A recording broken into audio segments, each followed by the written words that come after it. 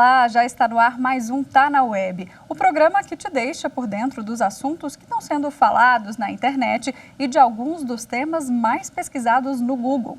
Gente, desde o início da semana, o Enem está nos trends, né? Segunda, tivemos aí mais de 1 milhão de pesquisas, porque as inscrições para o programa foram abertas. A nota do Enem, gente, desse exame, é usada para entrar em instituições públicas e privadas de ensino superior, ou seja, é a porta de entrada para cursar a tão esperada faculdade. Só no ano passado foram mais de 4 milhões de estudantes inscritos e nesta edição, abriu agora na segunda-feira e só na segunda já foram registradas mais de 1 milhão de inscrições. Vou te falar aqui o site do INEP, enem.inep.gov.br/participante, que é onde você entra para se inscrever. Para se inscrever é bem facinho. Você está vendo aí na tela o site, vai entrar no site, vai seguir o passo a passo, que é essa assistente virtual aí te pedir. Ela vai te pedir dado pessoal, nome, CPF, data de nascimento. E aí lá no final, vai ter uma taxa para você pagar, que é a taxa de inscrição. Mas se você não tem direito à isenção dessa taxa, a taxa é de R$ 85,00 e precisa ser paga até o dia 27 de maio. Aí pode ser pago por boleto, Pix ou então cartão de crédito. Já as provas estão previstas aí para acontecerem nos dias 13 e 20 de novembro. Vamos falar então mais sobre esse assunto? Eu chamo aqui no telão então o César Nunes, que é doutor em educação e vai conversar comigo sobre o Enem. Tudo bem, doutor? Boa noite. Boa noite, Mariana. Muito obrigado pelo convite. Bom, vamos lá. Vamos conversar um pouquinho sobre essa prova que é tão importante. A gente vem aí de 2 anos de pandemia, professor? E a gente está imaginando o seguinte, como é que esses alunos vão se adaptar a essa nova prova? A gente tem acompanhado aí episódios, dentro de sala de aula, fora de sala de aula, de estudantes extremamente ansiosos, estudantes que estão aí se reacostumando, com o novo normal do presencial de novo, nas escolas. E a gente tem esse exame que é tão importante. Então, na sua visão, como é que a gente vai encarar esse Enem aí depois de 2 anos de pandemia e ensino à distância? Veja, eu entendo que, como você usou uma expressão, Enem é a porta de entrada de uma carreira na universidade em diversos espaços e instituições. Então, nós vivemos a pandemia, um evento que nos impactou profundamente no mundo inteiro, e ninguém no mundo inteiro também tem uma bola de cristal para saber qual é a melhor forma da gente retomar a vida. Nós precisamos fazer isso com muita prudência e com muita, eu diria, coragem. Então, o Enem, ele deverá, pela experiência que o INEP, que é o órgão que produz, que faz a prova, tem de muitas décadas, o Enem deverá ser uma prova aberta, reflexiva. Ele vai considerar também, provavelmente, os avaliadores, que houve uma lacuna, algumas perdas em todos os estudantes provocados pela pandemia.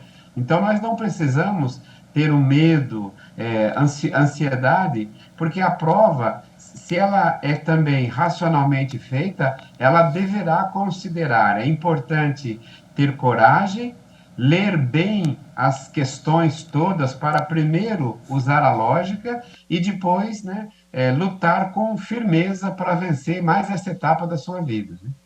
Professor, o senhor falou aí da questão de 2 anos, de ensino remoto, a gente voltou há pouco tempo. E durante esse tempo, durante a pandemia, eu acho que ficou ainda mais evidente, claro, para todo mundo, a questão da desigualdade, principalmente entre os ensinos particular e público, Os alunos da escola pública, mais uma vez, ficam prejudicados porque muitos não tiveram acesso à internet, não conseguiram acompanhar todo esse conteúdo. Outros realmente não têm, o colégio não conseguia dar essas ferramentas como num colégio particular. Queria que o senhor falasse um pouquinho sobre essa questão que a gente também não pode ignorar. Existe uma desigualdade, um abismo aí entre esses estudantes que estão se preparando por meio da escola pública e por meio da escola privada.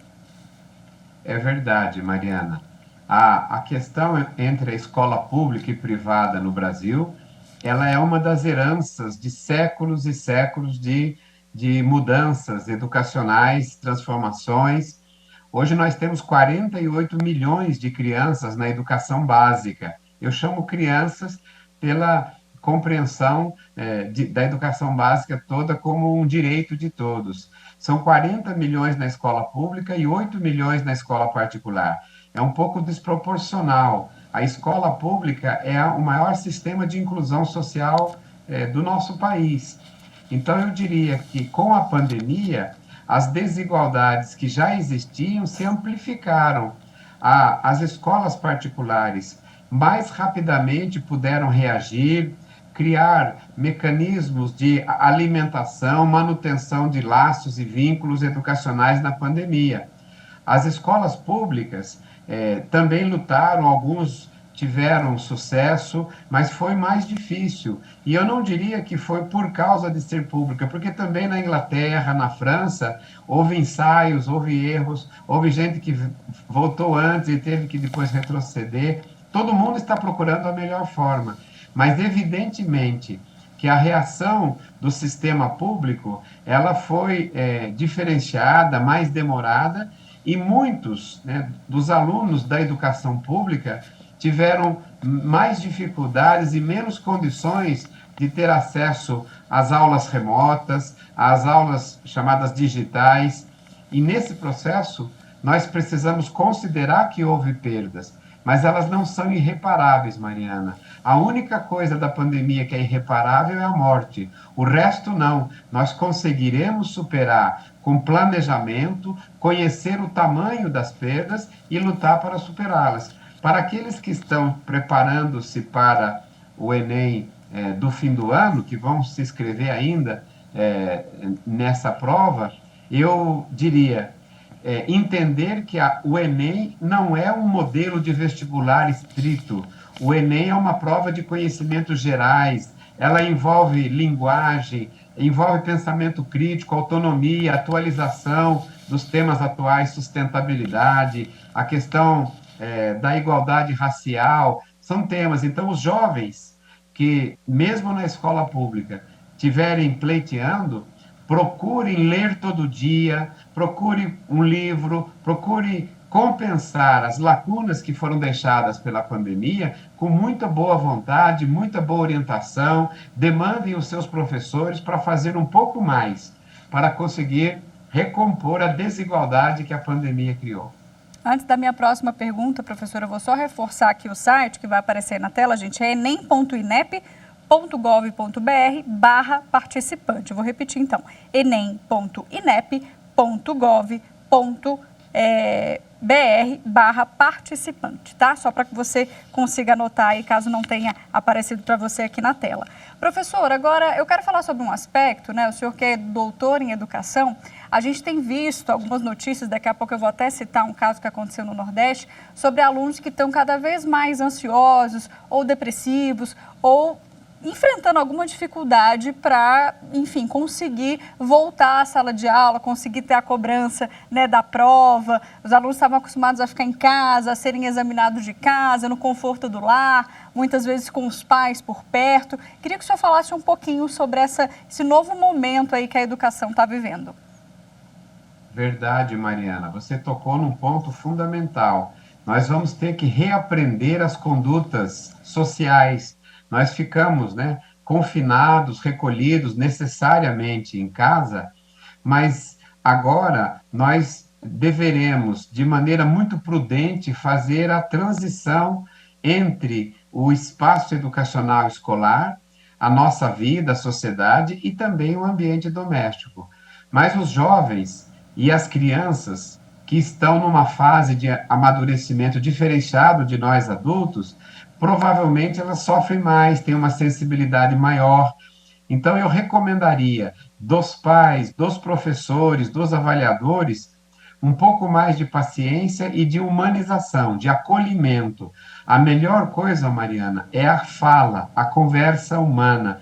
Nós ouvirmos os jovens, ouvir os seus dramas, ouvir as suas dúvidas e reestabelecer laços afetivos, porque a gente só cuida de quem a gente ama. Então, estabelecer com as crianças e com os jovens profundas conversas sobre as escolhas que deverão fazer para a vida, sobre a sua vontade de seguir uma determinada carreira, presente agora diante do Enem, apresentar a cada um deles a confiança de que eles, né, têm possibilidade, de que eles têm essa capacidade, de que eles, se persistirem na leitura, na autoestima, na boa vontade, haverão de conseguir. Então, eu diria, aqui em Campinas, Mariana, foram relatados casos de automutilação. Os jovens, quando se falava em avaliação, eles tinham uma prática de automutilação. A escola pública constituiu uma equipe multidisciplinar para acompanhar, para conversar. Por quê? Porque a melhor disposição para a gente resolver as coisas é pela conversa franca, pela orientação profissional e pela possibilidade de cada um fazer a sua própria análise e, pela palavra, a sua recuperação. Então, eu diria, acolher os jovens, escutar, prepará-los afetivamente para o desafio de uma prova integral, que é a prova do Enem. Professor, o senhor tocou num ponto aí muito importante, porque muitas vezes os pais não conseguem compreender essa angústia, acha que é frescura, acha que é o adolescente que não está querendo estudar, né? Então, quando a gente viu aí nos últimos meses, eu diria que foram mais, acho que uns 3 ou 4 casos, até vou citar um aqui, de alunos que estavam sofrendo com questões mesmo de saúde mental. Né? O professor citou o caso de automutilação, ou seja, os alunos estavam se machucando no dia da avaliação, né? Provavelmente decorrente, enfim, de alguma ansiedade, né? Do medo de fazer aquela avaliação. E a gente teve um caso que chamou muita atenção, ganhou repercussão nacional, que foi o caso do Recife, né? Que quase 30 alunos foram para o hospital, né? Tiveram aí um atendimento médico depois que uma aluna do primeiro ano passou mal, prestes a fazer uma prova, né? E aí essa ansiedade dela, o passar mal dela, contagiou a todo mundo, e aí a gente percebe que os alunos realmente não estão, não é não querendo fazer a prova, é realmente com alguma questão, né, de aceitação desse novo momento, de se acostumar novamente desse momento delicado que a gente está passando, né, doutor? É verdade, Mariana.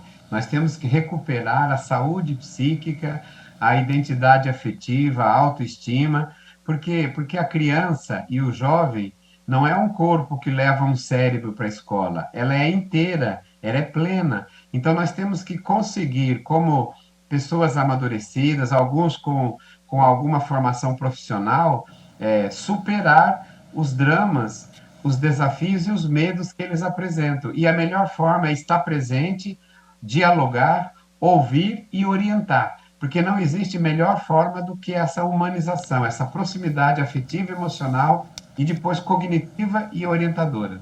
Professor, nosso tempo está chegando ao fim, né? A gente ainda ia falar um pouquinho sobre planejamento pedagógico digital, reposição curricular, porque teve muita gente que ficou prejudicado, né, nesse ensino, mas eu quero acabar aqui com uma pergunta que muitas vezes a gente não pensa também no outro lado, que é o do professor, que também foi pego de surpresa e também não pôde se preparar para esse novo mundo, né? Como é que você ensina através de uma tela, né? Você estava na sala de aula, você tinha contato diário com aqueles alunos e aí, do dia para a noite, todo mundo em casa e o professor tendo que passar essa matéria, tendo que passar esse conteúdo. Então, existe também esse outro lado, os professores precisam ser capacitados.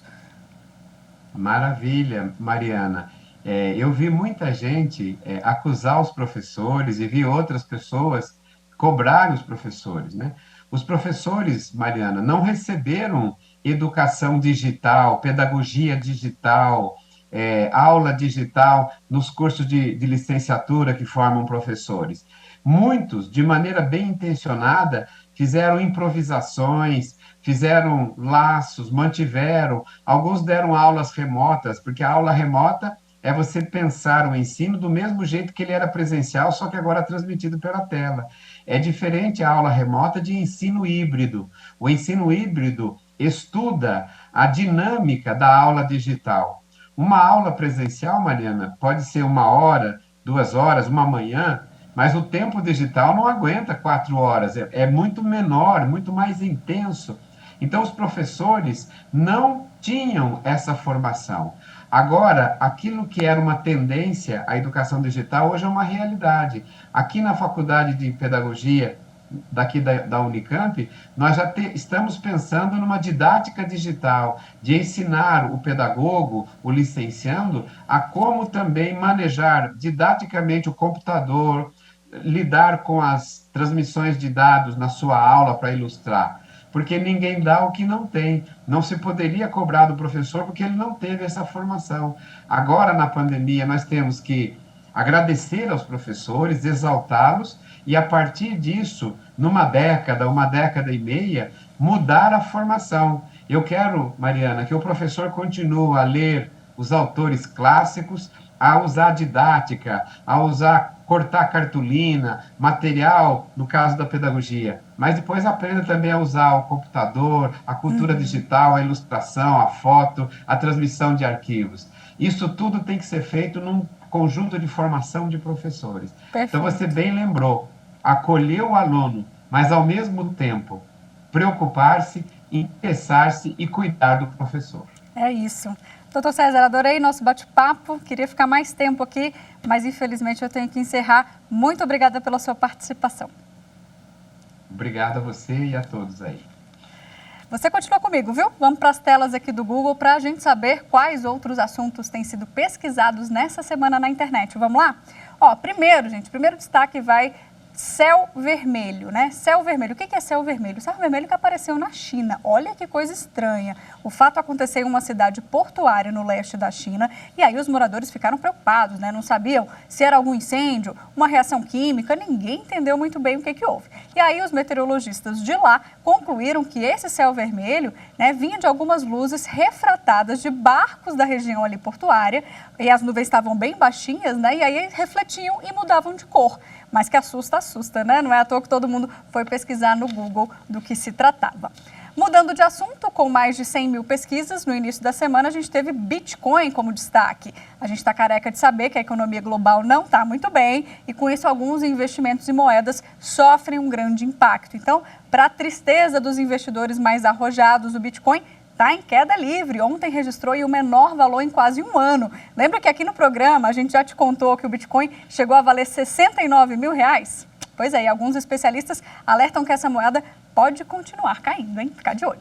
Para a gente fechar hoje, e no topo do ranking, né, da busca, temos convocação da seleção brasileira. O técnico Tite anunciou aí quais jogadores vão participar dos amistosos em junho contra a Coreia do Sul e o Japão. O último amistoso antes da Copa, né, que está prevista para novembro no Catar, vai ser no mês de setembro. Será que esse ano a gente leva? Esse ano ele completa 20 anos da última vitória no Brasil da Copa. É isso. Vamos então para uma rápida pausa, um intervalo bem rápido. Eu te espero no próximo bloco com mais programa. Não saia daí.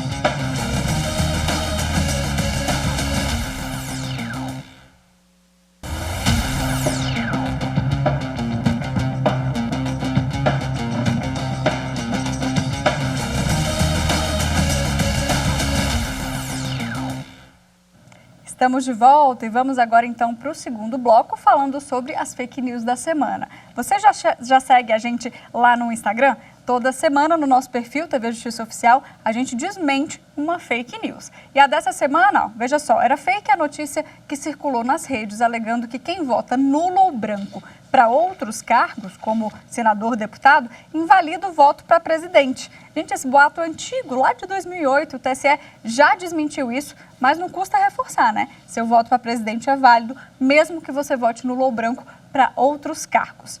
E aqui na programação da TV Justiça, a gente está também falando de uma notícia falsa, mas é sobre a dengue. Você está sabendo que a gente está num novo surto da doença, né? Então se liga aí para não ser enganado pela fake news.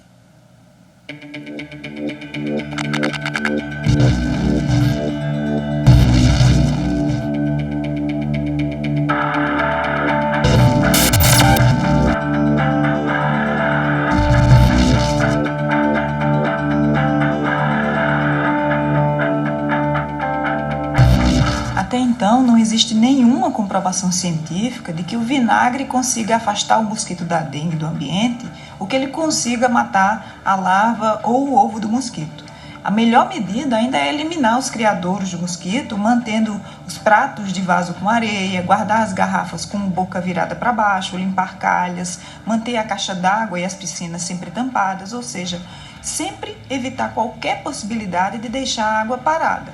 E, claro, Se você receber alguma mensagem, principalmente essas com soluções milagrosas, checar se realmente é verdade nos sites oficiais. É isso mesmo, sempre checar antes de repassar. E a gente vai falar sobre isso então com Sérgio Nishioka, que é infectologista e também epidemiologista. Doutor Sérgio, boa noite, tudo bem? Boa noite, Mariana. Prazer revê-lo aqui mais uma vez no nosso programa. Hoje a gente não fala de Covid, hoje a gente fala de dengue. Vamos falar de uma nova fake news, né? Porque já chega também de fake news de Covid e agora a dengue, o novo surto da dengue. Então o pessoal está atacando e formulando aí várias fake news sobre a doença. Uma delas é essa, mas é um caso que a gente tem que ter atenção, né, doutor? Porque, a gente inclusive noticiou essa semana no Instagram lá da TV, a gente fez um post alertando porque tem sim um novo surto, um aumento aí de 113,7% de casos de janeiro a abril, segundo o Ministério da Saúde. Então, a gente precisa estar atento, né? Agora, depois da Covid, a gente, lógico, não pode descuidar, mas a dengue ficou um pouco esquecida, né? E aí, esses casos surgiram e a gente voltou a falar sobre a doença e esses cuidados básicos. Perfeito. A dengue, realmente, nos 2 primeiros anos da pandemia, ela foi menos importante do que nos anos anteriores, e agora, talvez com alguma relação, né, com a reabertura, a retomada das atividades, ela parece que está vindo com uma força bem maior do que nos 2 anos anteriores, e todo cuidado é pouco, né? Doutor, tem uma questão que chama atenção, que foi inclusive manchete de vários jornais, que foi um caso que aconteceu em Goiás, né, de um mosquito da dengue, uma variante, não sei se a gente pode chamar assim, me corrija se eu estiver errada, mais perigosa, mais grave. Explica pra gente, porque parece que ela nunca tinha aparecido aqui no Brasil e esse é um primeiro caso que tem preocupado um pouco. Isso, existem 4 sorotipos de dengue, né, 1, 2, 3 e 4, os que todos já aconteceram em algum momento aqui no Brasil, mas nos últimos anos o 1 e o 2 é que tem predominado, né? Tem anos que mais do que os outros, e esse especificamente que foi descrito em Goiás, foi um de 52 isolados que foram testados lá pela Fiocruz e pelo LACEN, né, o laboratório ligado à Secretaria do Estado de Saúde de Goiás, e que testou positivo para ela. Esse é um genotipo, seria você pode chamar de variante, embora não seja o termo técnico que é utilizado para ela, mas seria equivalente a uma variante do dengue tipo 2, tá? Esse genotipo é o mais comum em outras partes do mundo, tanto na Ásia como na África, mas nas Américas ele só tinha sido descrito anteriormente no Peru em 2019, e esse é o primeiro caso que foi isolado aqui no Brasil. Ele potencialmente é mais transmissível, tá? O que não quer dizer que necessariamente ele vai causar casos mais graves, que é uma coisa diferente da outra, né? Perfeito. Doutor, mas quais são os cuidados? Vamos relembrar aqui, a gente falou tanto de cuidado de Covid que acho que o pessoal esqueceu um pouquinho da questão da dengue, né? Vamos falar sobre as questões mais óbvias dentro de casa. Como é que a gente pode se proteger, além de usar um repelente, claro, específico, né? Quando tiver nas regiões que a gente sabe que existe uma incidência maior do mosquito. O que a gente pode fazer para se prevenir? Então, o mosquito, ele tem a fase larvária, né? Que é quando ele ovipõe, né? A fêmea do mosquito bota os ovos, né? Em água limpa, e esses ovos, então, eclodem, né? Saem as larvas, e essas larvas que depois vão virar os mosquitos adultos. Lembrando que só as fêmeas do Aedes aegypti é que picam, né? E que se alimentam de sangue, que são hematófagas. Os machos não se alimentam do sangue, tá? Então, assim, existem 2 formas de proteção, contra o mosquito adulto e contra a larva. A mais importante, e que realmente depende muito de cada um de nós, dentro das nossas habitações, das nossas casas, apartamentos, é justamente evitar que os ovos que porventura sejam postos por essas fêmeas desses mosquitos se transformem em larvas.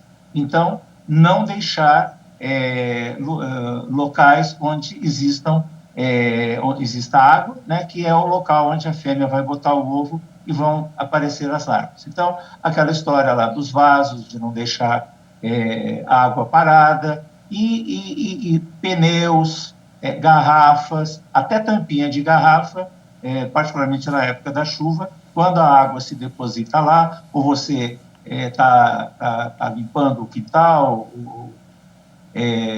aguando as plantas, a água pode se acumular em alguns recipientes e isso é importante que não aconteça. Tá certo. Do ponto de vista, pode falar, do ponto de vista do mosquito adulto, juntando um pouco com a parte que você tinha perguntado inicialmente, o uso de repelentes não é uma coisa muito fácil de ser usada o tempo todo, tem um custo, né? E particularmente esses repelentes que não são, que são caseiros, tá? Eles até podem ter algum tipo de efeito. No caso específico do vinagre, ele não foi estudado, na verdade, e não foi estudado especificamente para o Aedes aegypti. Para outros insetos, ele pode até ter algum efeito, mas para o Aedes aegypti não se recomenda, particularmente porque não se sabe se funciona.